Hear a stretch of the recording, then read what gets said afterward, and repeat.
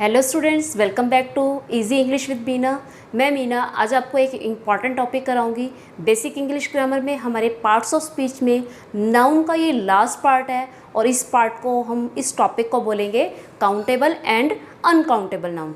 Generally बच्चों को ये पता होता है काउंटेबल में हम क्या लेते हैं, जिनको गिना जा सकता है, और अनकाउंटेबल में जिनको हम गिन नहीं सकते हैं। लेकिन यहाँ पे कन्फ्यूज़न रहती है कि इसको काउंटेबल में ले या नहीं ले। उसी कन्फ्यूज़न को दूर करेंगे आज। तो चलिए स्टार्ट करते हैं अपने टॉपिक से।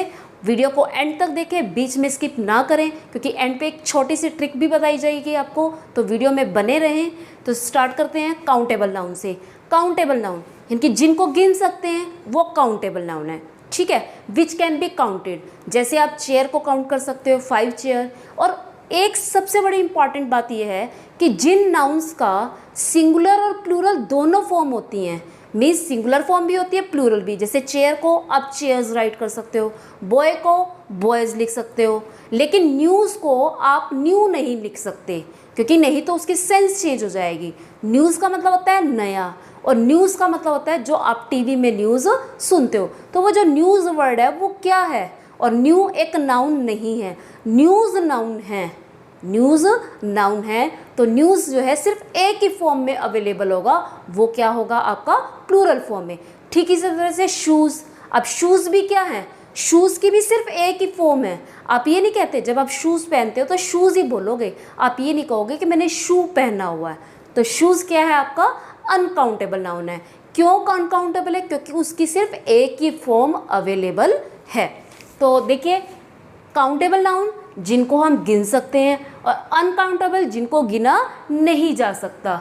और मैंने अभी आपको बताया कि काउंटेबल को दोनों फॉर्म में लिखा जा सकता है, सिंगुलर की फॉर्म में भी और प्लूरल की फॉर्म में भी। जैसे बॉय का बॉयज़ भी बनता है, सन का सन्स भी बनता है और सन भी बनता है, चेयर्स से चेयर भी और चेयर्स भी। यहाँ मैं सिंगुलर फॉर्म राइट कर देती हूँ, ठीक है, तो आप इनका प्लूरल भी बना सकते हैं, ठीक है। अनकाउंटेबल नाउन जिनको हम काउंट नहीं कर सकते, सिंगुलर और प्लूरल फॉर्म दोनों अवेलेबल नहीं होती। देखो यहाँ लिखा है मैंने एंड, एंड का मतलब होता है दोनों अवेलेबल है, मीन्स दोनों। और का मतलब एक फॉर्म अवेलेबल होगी, चाहे वो सिंगुलर फॉर्म हो चाहे वो प्लूरल फॉर्म हो। या तो आप उसको सिंगुलर फॉर्म में लिखोगे या प्लूरल फॉर्म में लिखोगे। जैसे कि आप देखो मिल्क, मिल्क की प्लूरल फॉर्म नहीं होती, ये हमेशा किस में होता है, सिंगुलर फॉर्म में होता है। ठीक इसी तरह से आप ले लो शूज़, शूज़ हमेशा किस फॉर्म में होते हैं, हमेशा प्लूरल फॉर्म में होते हैं। तो ये भी किस में आ जाएंगे, आपके अनकाउंटेबल में, ठीक है। अभी हम ये भी बताएंगे, कुछ बच्चे कहेंगे शूज़ को तो हम काउंट कर सकते हैं, लेकिन नहीं, उनको हम काउंट नहीं कर सकते हैं, इसको अभी आगे डिस्कस करेंगे, ठीक है। टी, अब टी जो है चाय, चाय पत्ती बोलते हैं ना, उसको बोलते हैं। या आप टी की क्वांटिटी ले लो, जो चाय आप पीते हो, तो वो भी क्या है, अनकाउंटेबल है। वाटर है, वाटर भी अनकाउंटेबल है। Bread, money, furniture and sugar. अब ये इनको हम अनकाउंटेबल क्यों बोलते हैं, इसके लिए आपको सिर्फ ये ध्यान रखना है कि अगर मिल्क है, मिल्क को हमने मेज़र करना है।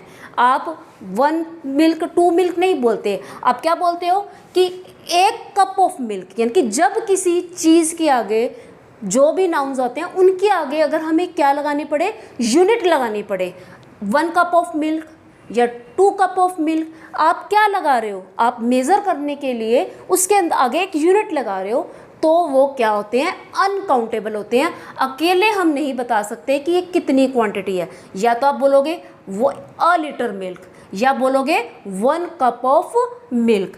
ठीक इसी तरह से टी का है, 1 कप ऑफ टी या 1 स्पून ऑफ टी। अगर आप जो चाय पीते हैं वो तो आपकी हो जाएगी 1 कप ऑफ टी, लेकिन जो चाय पत्ती आप चाय में डालते हैं तो उसको हम क्या बोलोगे, अ स्पून ऑफ टी, ठीक है। वाटर, ब्रेड, अब ब्रेड ये नहीं कहते, या तो आप बोलोगे bread a piece of bread, या आप ये बोलोगे सम ब्रेड। क्या बोलोगे, सम ब्रेड। तो ये आपके कौन से होते हैं, अनकाउंटेबल नाउन होते हैं। तो अब आपको यहाँ पे डिफरेंस क्रिएट हो गया होगा कि हमारे क्या होते हैं, ये काउंटेबल क्या होते हैं और अनकाउंटेबल क्या होते हैं। एक मोस्ट इंपॉर्टेंट पॉइंट देखो, स्टार। स्टार के बारे में हम क्या बोलते हैं, स्टार अनलिमिटेड है, यही बोलते हैं। लेकिन स्टार अनलिमिटेड है, लेकिन हम उनको काउंट तो कर सकते हैं ना। वैसे वो बहुत इनफाइनाइट है तो काउंट करना पॉसिबल नहीं है। लेकिन वैसे हम ये तो लिखते हैं ना, स्टार का सिंगुलर और प्लूरल बनता है। क्या बनता है स्टार का? स्टार्स। तो ये किस में आएंगे? आपके काउंटेबल में आएंगे, अनकाउंटेबल में नहीं आएंगे, राइट। उसके बाद नेक्स्ट आता है आपका कि सारे नाउन को दो और पार्ट्स में डिवाइड किया जाता है, या वो काउंटेबल होंगे या वो अनकाउंटेबल होंगे। 5 टाइप्स की थी हमने नाउन्स की, material, proper, common, collective, abstract. अब काउंटेबल नाउन में आपको क्या ध्यान रखना है, ये आपकी आज की ट्रिक है। प्रॉपर नाउन किस में आएंगे? आपके काउंटेबल नाउन में आएंगे, क्योंकि आप प्रॉपर नाउन में क्या लेते हो? किसी सिटी को लेते हो या किसी कंट्री को लेते हो, वो तो 1 या 2 होते हैं, तो उसको आप काउंट कर सकते हैं। तो सारे प्रॉपर नाउन किस में आएंगे? काउंटेबल नाउन के अंदर। अब काउंटेबल नाउन में कॉमन नाउन कैसे लेते हो? कॉमन नाउन क्या होते हैं? देखो, कॉमन नाउन आपके यहाँ भी आएंगे और यहाँ भी आएंगे। कैसे आएंगे? देखो, यहाँ बात हो रही है कॉमन नाउन की। अगर हम चेयर की बात कर रहे हैं तो चेयर क्या हुआ? चेयर कॉमन नाउन है, राइट। तो चेयर का आप सिंगुलर भी बना सकते हैं और प्लूरल भी बना सकते हैं, तो वो किस में आएगा? आपका कॉमन नाउन में।